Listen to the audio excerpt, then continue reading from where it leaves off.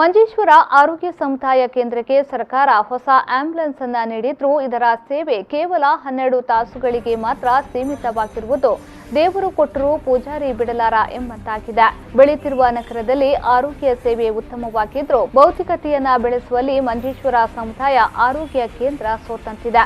ರಾಜ್ಯ ಆರೋಗ್ಯ ಇಲಾಖೆಯ ವತಿಯಿಂದ ಸಮುದಾಯ ಆರೋಗ್ಯ ಕೇಂದ್ರಗಳು ಸಹಿತ ಪ್ರಾಥಮಿಕ ಆರೋಗ್ಯ ಕೇಂದ್ರಗಳನ್ನು ಮೇಲ್ದರ್ಜೆಗೇರಿಸಲಾಗುತ್ತಿದ್ದು ಇರುವ ಭೌತಿಕತೆಯನ್ನ ಸಮರ್ಪಕವಾಗಿ ಬಳಸುವಲ್ಲಿ ಮಂಜೇಶ್ವರ ಸಮುದಾಯ ಆರೋಗ್ಯ ಕೇಂದ್ರ ವಿಫಲವಾಗಿರುವುದಾಗಿ ಆರೋಪಗಳು ಕೇಳಿಬರುತ್ತಿವೆ. ಹೊಸ ಆಂಬ್ಯುಲೆನ್ಸ್ ಸೇವೆ ಯಾವುದೇ ತುರ್ತು ಅವಶ್ಯಕತೆ ಇದ್ರೂ ಸಾಯಂಕಾಲದ ನಂತರ ಇಲ್ಲ ಎಂಬ ಉತ್ತರ ಮಂಜೇಶ್ವರದ ಸಾರ್ವಜನಿಕರದ್ದು. ಮಂಜೇಶ್ವರ ಸಮುದಾಯ ಆರೋಗ್ಯ ಕೇಂದ್ರ ಮತ್ತು ಮಂಗಲಪಾಡಿಯಲ್ಲಿನ ತಾಲೂಕು ಆಸ್ಪತ್ರೆ ಎಂದು ಬಡ್ತಿ ಹೊಂದಿರುವ ಆರೋಗ್ಯ ಕೇಂದ್ರಕ್ಕೂ ಏಕಕಾಲದಲ್ಲಿ ಹೊಸ ಆಂಬ್ಯುಲೆನ್ಸ್ ಸರ್ಕಾರದಿಂದ ನೀಡಲ್ಪಟ್ಟಿದೆ. ತಾಲೂಕು ಆಸ್ಪತ್ರೆಯಲ್ಲಿ ಆಂಬ್ಯುಲೆನ್ಸ್ ಸೇವೆ 24 ಗಂಟೆಯೂ ಲಭ್ಯವಿದೆ.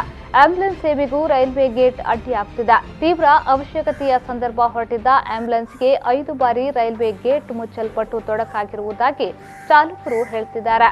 ಆರೋಗ್ಯ ಕೇಂದ್ರದ ಒಳಗಡೆ ಇರುವ ಆರೋಗ್ಯ ಅಧಿಕಾರಿ ವಿಶ್ರಾಂತಿ ಕೇಂದ್ರವು ಗಿಡ ಪೊದೆಗಳಿಂದ ಆವೃತವಾಗಿ ಭೂತ ಬಂಗಲೆಯಂತಾಗಿದೆ.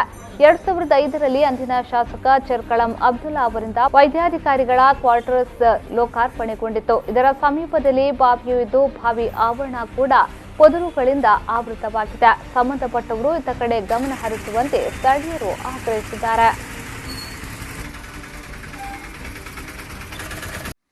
2020-21 പ്രൊജക്റ്റിൽ ബ്ലോക്കിലേക്ക് അപേക്ഷ സമർപ്പിച്ചിട്ടുണ്ട്.